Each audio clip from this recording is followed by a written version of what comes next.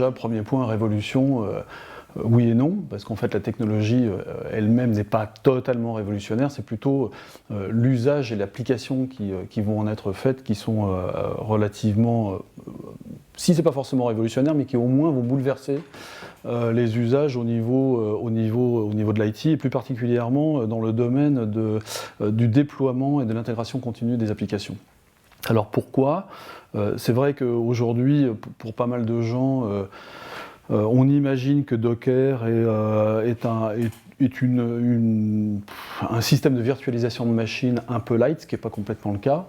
C'est plutôt quelque chose d'hybride qui serait à moitié entre la virtualisation, en tout cas entre les VM, même si ça ne s'en approche pas technologiquement parlant, et de l'automatisation. Alors à quoi ça sert principalement et quels vont être les grands bénéfices pour cette technologie? C'est surtout principalement le déploiement d'à peu près tout ce qu'on utilise comme composante de base aujourd'hui dans la conception applicative, donc des bases de données, pour faire du big data. Et puis encore une fois, l'intérêt premier, encore une fois, c'est pour le déploiement et la conception des applications.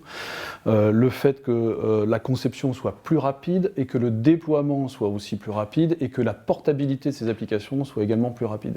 Donc ça, c'est vraiment pour les développeurs un avantage, on va dire, relativement important aujourd'hui et qui est un petit peu en rupture par rapport à ce qu'on connaît aujourd'hui dans un déploiement applicatif.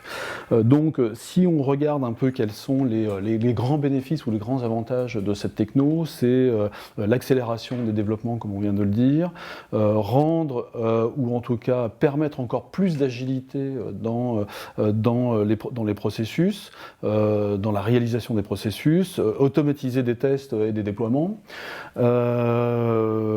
Pourquoi pas créer un environnement plateforme as a service relativement léger. C'est bien aussi pour simplifier ou en tout cas optimiser la montée en charge des applications. Et puis, in fine, qui est quand même un petit peu ce qu'aujourd'hui tout le monde est censé attendre d'une technologie de ce type-là, c'est entre guillemets de SaaSifier les applications elles-mêmes.